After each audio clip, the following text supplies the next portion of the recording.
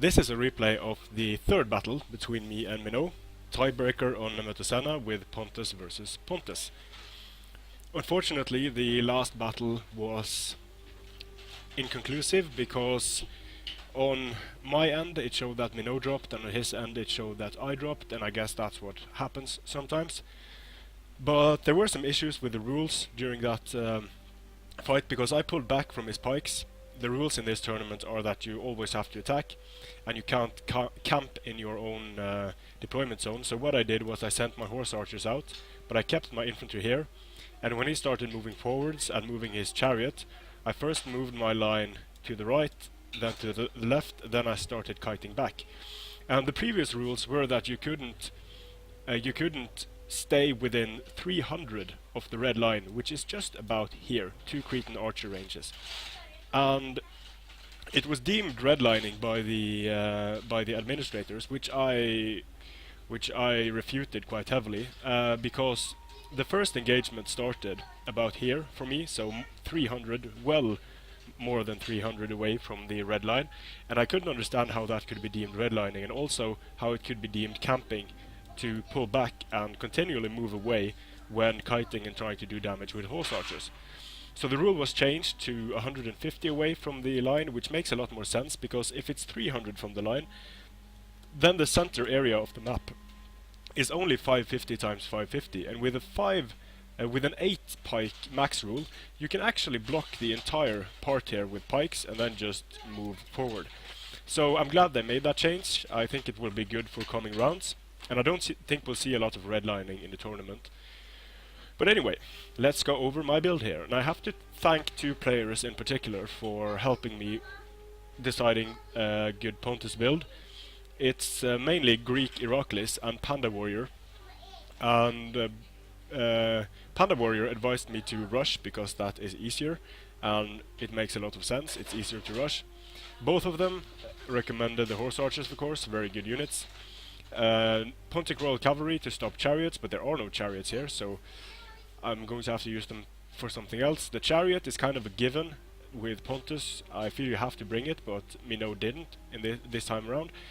And what they kind of disagreed a bit on was it looks like, well, I'm not going to give away their builds too much, but let's just say that this build is a result of playing a lot of games against Panda Warrior and Iraklis, and I only think I won 1 game out of a total of, I have no idea how many, maybe a total of 8 games. I won 1 of them. So getting that experience was very valuable, both in learning to use my build and in seeing how they use theirs, so thank you for that. Now, I have 5 units of Pontic Peltasts. These are there to stop chariots and to support any infantry fights, also to move up and engage enemy skirmishers. I have 6 Pontic Swords, 2 Noble Blood, 4 Horse Archers, and the chariot. And Minot brought 4 Hoplites. He has a center of Mercenary Celtic Warriors and Pontic Swords, 2 Pontic Swords, 2 Mercenary Celtic Warriors. He has 5 Noble Blood, Pontic Royal General, 3 Pontic Peltasts, and 2 Eastern Slingers. So mix of pretty balanced build from Minot here. And I think my build is fairly balanced as well, so it's nice to see balanced builds getting some play here. Now my plan is of course to send out the horse archers. I'm very happy when I don't see horse archers on the field, because that means I'm going to use my horse archers to great effect. I'm giving move orders right away to not be accused of camping in the deployment, so I'm just moving outside of the deployment straight away. And also there are no pikes or chariots I have to be aware of, so I'll quite happily do this. Now he does have a pretty significant cavalry advantage here. He has 2 more Noble Blood Cavalry, and that can be a problem for my Pontic Peltasts. However, they are pretty resilient in melee, so if I just keep my own cavalry close to my lines and my general there, I think I should be pretty safe here. So I have fire at will turned on, unfortunately, so I'm going to waste a few shots on these Hoplites, but I'm going to turn it off to save the ammo for the late game, and there's just no point. Although this is the unshielded side I'm firing on, they are partially obscured by woods. But here Minot makes a pretty massive mistake that's going to cost him. While I move forward, he's going to try to charge my guys, and that could have worked, but I'm going to pop my shield wall pretty quickly, so he has to turn around, and my peltasts are going to start firing, and that's going to cost him quite a few of these Noble Blood Cavalry. So that unit took a lot of damage and didn't really manage to do anything. So I'm taking my guys out of shield wall again. It could have been devastating if he had made it through there. I have to keep all my guys very close together here to be able to support. And moving my mercenary Scythian horse around in the back lines, I don't really need to engage the eastern slingers, I'm not too worried about them. I'm going to move up my peltasts a bit to try to get some shots on his noble blood. And he can flank around all he wants, that's fine at this point. I'm losing some horse archers here because I'm microing them pretty poorly. There are eastern slingers here that are getting in good shots, and I'm not microing my horse archers well here at all. And here's some more bad micro for me, because the engagement starts and I have to pull back these Pontic peltasts, create a small defense here. I'm actually going to run my peltasts into his noble blood cavalry. But here it's just going to be a matter of getting the charges in. So I'm going to charge his hoplites, charge his Celtic warriors, charge his swords, and I should be able to do well in this infantry engagement, so I'm just charging all over.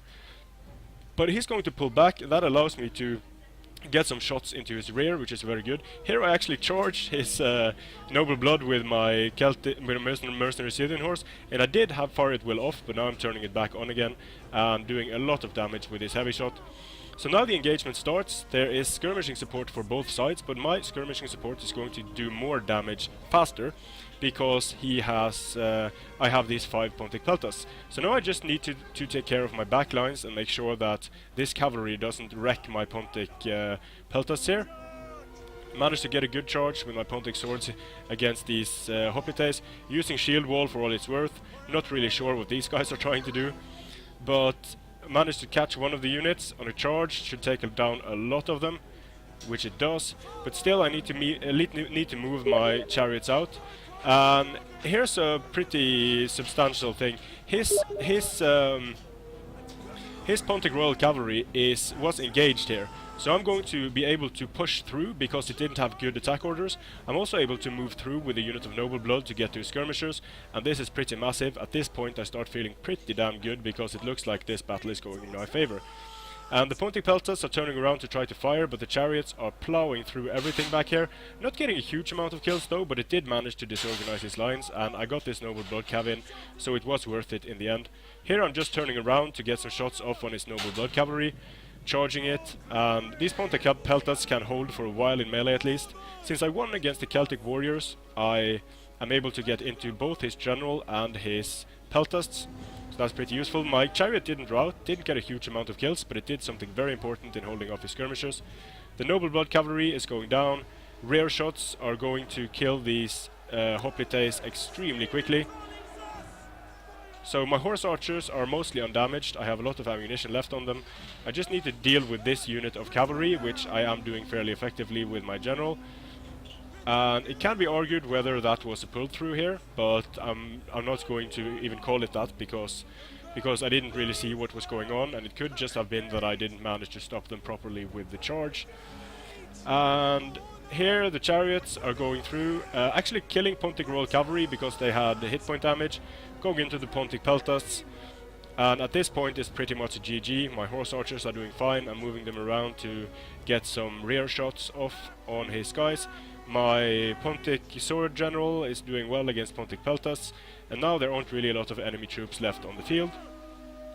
150 kills for the chariots, didn't make it cost effective at all, but it did make it so that Minot had to respond to it, and more importantly, these chariots managed to stop these guys from firing for quite some time.